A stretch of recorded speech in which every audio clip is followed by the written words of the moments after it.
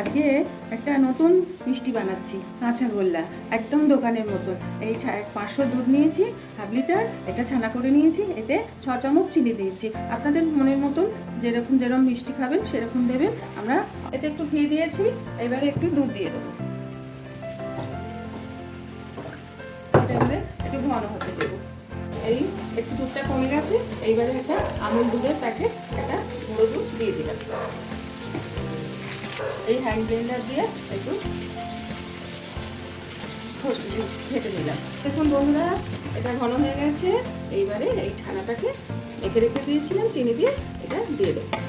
দিয়ে এটাকে আবার করে ঠান্ডা করে দেবো। এবার এটা হয়ে গেছে, আমি এবারে একটু গোলাপ জল দিয়ে দেবো।